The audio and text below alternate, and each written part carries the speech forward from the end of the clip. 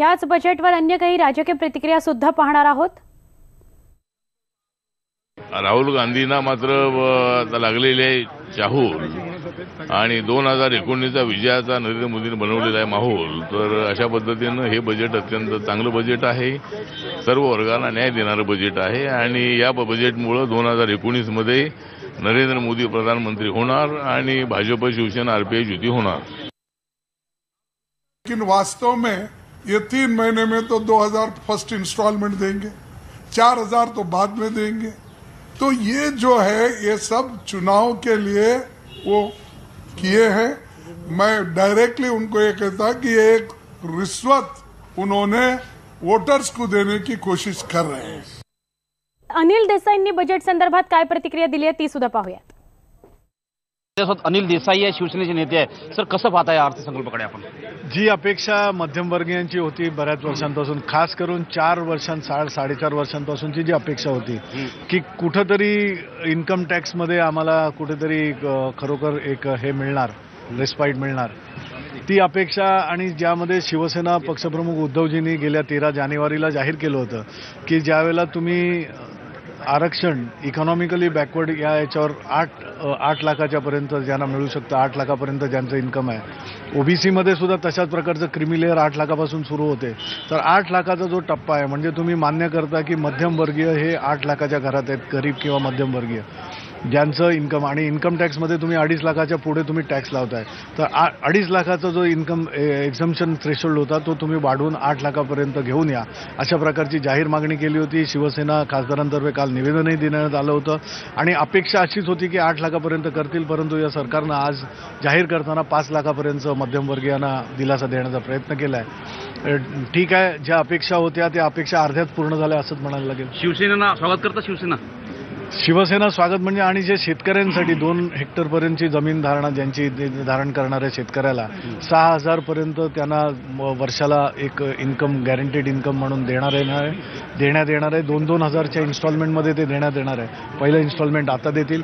शेतकऱ्यांच्या अपेक्षा याच्यापेक्षा खरोखर जास्त होत्या, कारण शेतकऱ्याचं आणि शेतीच्या याच्यामध्ये राहणाऱ्यांचं कंबरडच मोडलेलं आहे, यापेक्षा जास्तची अपेक्षा होती, थोड्याफार प्रमाणामध्ये झाली आहे, पुढे बघूया काय होतं। धन्यवाद। हे होते अनिल देसाई, स्पष्ट सांगितलंय की शेतकऱ्यांच्या अपेक्षा काही पूर्ण झाली नाही, थोड्याफार झालेल्या आहेत। नवी दिल्लीहून व्हिडिओ जर्नलिस्ट नीरजसह प्रशांत नामदास, न्यूज 18 लोकमत। काँग्रेसचे खासदार आणि प्रदेशाध्यक्ष अशोक चव्हाण यांनी सुद्धा बजेटवर आपलं मत मांडलं। 5 साल के इस गवर्नमेंट के फेलियर को कवर अप करने के लिए जनता के पैसे की लूट सरकार ने की है और जिसका सीधा सीधा फायदा पॉलिटिकल माइलेज लेने के लिए किया जा रहा है। तो ये तो सरकार आने वाली नहीं है और इसीलिए ये पॉपुलिस्ट बजट देकर इससे मैक्सिमम फायदा उठाने का प्रयास है। तर 2 हेक्टर पर्यंत शेतजमीन असणाऱ्या शेतकऱ्यांच्या बँक खात्यामध्ये दरवर्षी 6,000 रुपये जमा करण्याच्या सरकारच्या निर्णयावर शेतकऱ्यांनी नाराजी नोंदवली। या सगळ्या शेतकऱ्यांशी संवाद साधला आमचे प्रतिनिधी सिद्धार्थ गोदाम यांनी।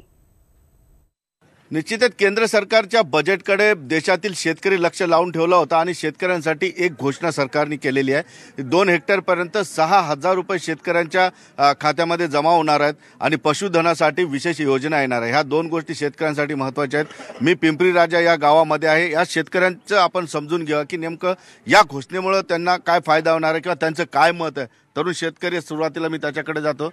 काय वाटतं तुला 6,000 रुपयाच्या अनुदानावर? मला असं वाटतं केंद्र सरकारनं हे 6,000 रुपयाची घोषणा करून शेतकऱ्याच्या तोंडाला पानं पुसलेली आहे। शेतकऱ्यांची मागणी संपूर्ण कर्जमाफीची होती।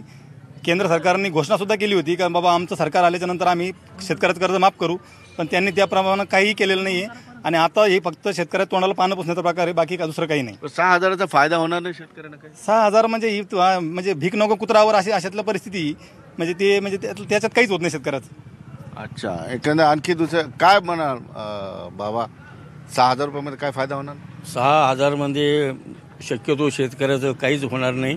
6,000 मध्ये एक बँकेचे जे लोक असतात घोषित सरकार करतं 6,000 रुपये खात्यात टाकू, पण कुठल्याही बँकेमध्ये अशी अंमलबजावणी आतापर्यंत झालं नाही। महाराष्ट्रामध्ये भयावह दुष्काळाची परिस्थिती असताना शेतकऱ्याच्या ज्या कर्जमाफी पाहिजे होती 100% तीच मिळायला पाहिजे शेतकऱ्याला। तरच शेतकरी आज जगणार आहे. आणि दुसरी गोष्ट इथं जनावरं तरफडून मरत आहे तरी त्यांना चारा छावण्याचा कोणताही किंवा मंत्री आमदार खासदार या भागात फिरकायला तयार नाही आहे. हे सगळे आपल्या साधनामध्ये जाऊन बसतात आणि इकडे शेतकरी ज्यावेळेस इलेक्शन आलं त्यावेळेस यांना पाहतात. आज परिस्थिती अशी आहे, ह्या भागात पाणी नाही आणि जनावराला चारा नाही. दुसरी गोष्ट कर्जमाफी मिळालीच पाहिजे पूर्ण, तर हा शेतकरी कुठेतरी उभा राहणार आहे. 6,000 रुपयाची कर्जमाफी पाहिजे. 6,000 नको, पूर्ण कर्जमाफी पाहिजे तर तो शेतकरी जगू शकतो, उभा राहू शकतो पुढच्या वेळेस. त्याला दरवेळेस काही कोणती आपत्ती येतच असती. बरोबर आहे. शेतकऱ्याची आर्थिक परिस्थिती विचित्र आहे. तर या 6,000 रुपये काय व्हायचं? 6,000 रुपये काहीच नाही. आता हे आमच्याकडे मोसंबी ना जी त्या विमा कंपनीनं विमा भरलेला आहे. आम्ही विक्री कम से कम 50,000 ते 60,000 रुपये मोसंबीची भेटायला पाहिजे. आज मोसंबी जर जगली तर आमचं पुढं 2020ची आम्ही काहीतरी पाहू. आज 2019ला आमची जी मोसंबीचं पीक वाचणं महत्त्वाचं आहे. सुधीर जाधवसह सिद्धार्थ गोदाम, न्यूज 18 लोकमत, पिंपरी राजा, औरंगाबाद. स्वाभिमानी शेतकरी संघटनेचे खासदार राजू शेट्टींची मात्र निराशा झाली आहे. राजू शेट्टी काय म्हणतायत बघा. माझ्यासोबत त्यानंतर शेतकरी राजू शेट्टी आहे. सर, कसं वाटतंय बजेट तुम्हाला? स्वप्नांचा फुलोरा फक्त फुलवलेला आहे. याच्यामध्ये काही नाही. एकतर इंटरिम बजेट आहे आणि याच्यामध्ये फक्त स्वप्नच दाखवलेले आहेत. ही प्रत्यक्षात स्वप्न प्रत्यक्षात उतरवायची असतील तर मग पुन्हा आम्हाला सत्तेवर आणा, पुन्हा निवडून द्या, तर ही सगळी तुमची स्वप्न पूर्ण होतील अशा प्रकारचा आशावाद या बजेटमधनं दाखवला. दुसरं काही नाही. शेतकऱ्यांसाठी कसं वाटतं सर बजेट? शेतकऱ्यांच्यासाठी सुद्धा हेच. फक्त 1 डिसेंबर नंतर ते 20,000 कोटी रुपयाची तरतूद. अख्ख्या देशाला 20,000 कोटी म्हणजे काहीच नाही. आणि मग हे पुन्हा सत्तेवर आले तर वर्षाला 75,000 कोटी रुपये शेतकऱ्याला मिळतील. काही हिंदी भाषिक, मराठी भाषिक सामान्य नागरिक आहेत, यांनी सुद्धा प्रतिक्रिया आपल्या बजेट संदर्भातल्या नोंदवल्या. त्यावर नजर टाकतोय. और खेडूतों के लिए भी अच्छा किया है. खेडूतों के लोग जिसका 2 एकड़ से जमीन कम रहेगा उसको 6,000 रुपया बेनिफिट उसका अकाउंट में जाएगा. बहुत सुपर अच्छा है. ये बजट बहुत एक्सीलेंट बजट जो है पीयूष गोयल साहब ने प्रेजेंट किया है. इलेक्शन ईयर है, जिस तरह से दिल खोल के उनको देना चाहिए मिडिल क्लास को, गरीबों को, और मैं तो कहूँगा इंडस्ट्री वालों को भी उन्होंने 5% टैक्स की सहूलियत 250 करोड़ टर्नओवर वालों को दिया है. ये बहुत ही विकासोन्मुख बजट है. आणि आता अजून काही बातम्या बजेट संदर्भातल्या, अजून काही प्रतिक्रिया आपण बघणार आहोत. बजेटवर मुख्यमंत्री देवेंद्र फडणवीस यांनी काय प्रतिक्रिया नोंदवली आहे पाहूयात.